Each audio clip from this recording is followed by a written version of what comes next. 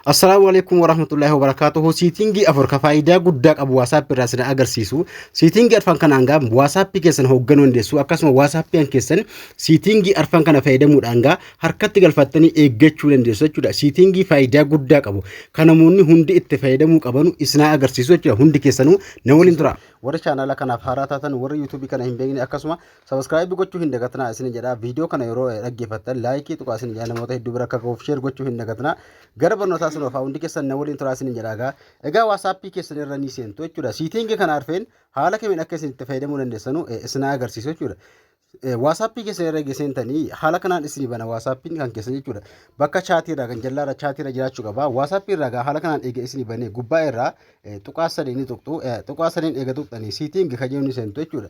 Siitingi irra geessentanii haala kanaan yeroo inni isin bane privacy ka jettu mallattoo qulfii lammaffaa irratti kan argamu tuquudhaan achirra eega tuqxanii ammallee start check out ka jedhu kana yookaan immoo privacy check out ka jedhu kan faayidaa guddaa qabu kan noota WhatsApp keessan ittiin hoogganuu dandeessan yookaan immoo WhatsApp keessan kan ittiin eeggachuu dandeessan jechuudha. Siitingiin kun siitingi kana fayyadamuudhaan WhatsApp kan keessan namoonni biraa akka isin hirkatti ilaalle yookaan immoo namni biraa keessa jiraachuu yookaan isin sa'aatii seentanii baatan hunda WhatsApp kan keessan siitingi kanaan kan isin eeggachuu dandeessan jechuudha. Siitingiin kun maal jedha tokkoffaa irratti choose who can contact you kan jedhu kun awwala irratti kan argamu kun jechuudha. Kontaaktii yookaan immoo namoota isin bilbila irraa qabdan keessatti jechuudha. Kontaaktii jechuun guruppii adda addaa yookaan bakka lakkoofsa namaa adda addaa isin qabdan keessaa namoota kontaaktii kan keessan guruppii kan keessatti eenyu akka isin makuu danda'u filadhu isin jechuudha. Achirraa bakka kanatti filafiitii mallattoo xiyyaa yeroo tuqxan maal argattu siitingi sadii argattu ammallee keessatti jechuudha. Guruppii kana yookaan immoo WhatsApp gubbaa irraan guruppii irratti eenyu akka isin ida'uu danda'u yookaan immoo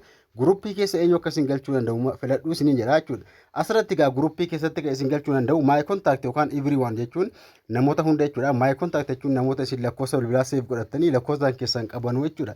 Lammaffaa irratti immoo my contact azar jechuun asirratti kabraa yookaan ni filattu as keessatti kan sadaffaa kana ogguu isin tuqxan lakkoofsa namaa bilbila isin bilbila keessan keessaa qabdan isin baasa eenyu akka guruppii keessa isin makuu danda'u nama filachuu dandeessu jechuudha. Hamma dudduubatti deebi'uudhaan lammaffaa isin agarsiisu silent and can now clear ka jechuun olmis ka jedhu kun kan lammaffaa irratti argamu kun jechuudha. Mallattoo xiyyaa filafiitii eeguu jirtu yeroo isin tuqxan kana irratti yeroo isin on gootan irratti yookaan off gootan yoo haala kanaan teessiftan lakkoofsa bilbilaa lakkoofsa hin beekamne akka yeroo isin bilbilu WhatsApp isinirraa dhowwuu danda'a akka inni qayyidhaa dawwalee isin arganne jechuudha. Lakkoofsi hin beekamne yeroo takka isin bilbiluu danda'a yookaan immoo lakkoofsa isin hin qabne yeroo isin bilbilutti kana yoo of gootan isinirraa cufuu danda'a jechuudha. Kan sadeessaa kun block contact namoota block jala galchuu yookaan immoo namoota blocktan achirratti argattu mallattoo xiyyaa tuquudhaan nama block jala galchitan achirratti argachuu dandeessu. Dudduubatti deebi'uudhaan kan lammaffaa kana isin agarsiisu control your profile info kan jedhu kun faayidaa guddaa qaba. Kan isin beekuu qabdan asirratti control jechuun profaayilii keessan yookaan WhatsApp keessan eenyu akka arguu danda'uu fi WhatsApp irra sa'aatii isin seentanuu fi sa'aatii isin seentanii WhatsApp irraa baatan sa'aatii isin WhatsApp irratti meesejii namaaf ergitan yookaan immoo namaaf waliin barreeffama walii barreessitanu eenyu akka isin ilaaluu danda'u yookaan profaayilii keessan eenyu akka arguu danda'u asirratti filadhu isin jedha jechuudha. Kanarra eega tuqxanii profaayilii info jechuun profaayilii WhatsApp keessanii eenyu akka arguu danda'u yookaan si my profile photo ka jedhu kun profaayilii si WhatsApp irra kaattan eenyutu akka arguu danda'u asirraan filadhu isin jedha jechuudha. Nobody jechuun waan takka akkanamta kan agarreedha. Ka tokkoffaa kun everyone namoota hunda my contact namoota isin kontaaktii yookaan immoo bilbila irraa qabdan jechuudha. Kana isintu maxxanata. Nobody jechuun kan macarashaa kun waan takka akka arguu hin dandeenye jechuudha. Mallattoo xiyyaa tuquudhaan dubbatti eega deebisanii kan lammaffaa kun immoo last see and online ka jedhu kun online irra sa'aatii isin jirtanu namoonni eenyu akka arguu danda'an sa'aatii isin online irra jirtanu eenyutu akka isin arguu danda'an filadhu isin jedha jechuudha. Kunis haala kanaan nobody jechuun namoota waan takka akka isin agarreedha. My contact namoota isin kontaaktii yookaan immoo bilbila saaseef godhatanii qabdan bilbila kan keessan qabanu sa'aatii isin online irra jirtan sa'aatii isin online irra baatan isin beekuu danda'u jechuudha. Kan macarashaa kun sa'aatiidha yookaan sekoondii sa'aatii hammanatti online irraa bahe jedhee isin agarsiisa jechuudha. Kan macarashaa jiru kun kan immoo asirra jiru kun sa'aatii isin online irra jirtanu online jedhuma baasa namaaf yookaan immoo online akka isin jirtan abbichaan mul'isuu danda'a jechuudha. Kun sa'aatii isin irraa baatan kan isin himu yookaan immoo abbicha dhaqee himu jechuudha. Sa'aatii hammanatti irraa bahee jira jedhee ka abbicha agarsiisu jechuudha. Ka ganjallaa kun kana lammeetti takka ni filattu kan irra tuqxan lakkoofsa isin bilbila keessaa qabda isin baasaa ni filattu ammallee nama hamma kanatu na arguu danda'a namni biraa na arguu hin danda'u ka jedhu filachuu dandeessu. Dudduubatti deebi'uudhaan siitingi faayidaa guddaa qabu. Kabraa akka sadeessaa kun namootaaf yeroo isin waa ergitanu asirratti notification isin baha yookaan immoo abbichaa notification akka inni mul'atu asirratti on yoo gootan notification adda addaa yeroo isin barreessan gubbaa iskiriinii gubbaarratti mul'achuu danda'a jechuudha. Asirratti gaa dudduubatti dhiibuudhaan gaa siitingii sadeessaa isin agarsiisu jechuudha. Add movie privacy to your chat kan jedhu kun faayidaa guddaa qaba yookaan wantoota isin WhatsApp irratti namaa waliin barreessitanuu fi kan namni isinii barreesse hundaayyuu guyyaa meeqa akka turu asirratti kan isin filachuu qabdan jechuudha. WhatsApp irraan gaa namaaf waa barreessanii yookaan namni isinii barreessee waa isinii erge jechuudha. Asirratti gaa difficult message time kan jedhu kun sa'aatii meeqaaf yookaan guyyaa meeqaaf akka turu ni filattu jechuudha. Guyyaa hammanatti message isin namaaf ergitan akka badu yookaan immoo akka inni baduu hin dandeenye filachuu dandeessu jechuudha. Sa'aatii 24 guyyaa 7 guyyaa 90 jira. Oofiin waa takkaayyuu hin filanne jechuudha. Sa'aatii hammam akka turu jechuudha. Akka isin WhatsApp irraan nama waa barreessitanii namni isinii barreesse sa'aatii meeqa akka turu filadhuu isin jedha jechuudha. Kun mallattoo qulfii kun baakaap ni gootu yookaan immoo ni qolloftu. Asirratti gaa an qollofee jiru asirratti change passport na jira.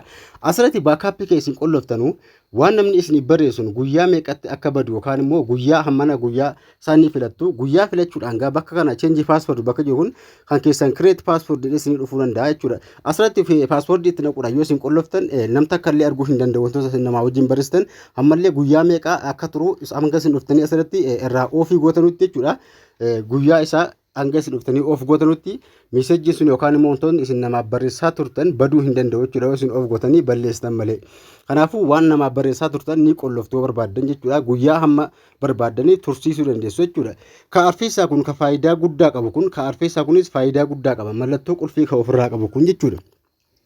Mallattoo qulfii kun akkaawuntii keessan eeguudhaaf faayidaa guddaa qaba. WhatsApp isin fayyadamaa jirtan kana WhatsApp keessan kana namoonni biraa akka hin seenne yookaan immoo WhatsApp keessan yeroo isin seentanutti akkasuma isin filachiisa jechuudha.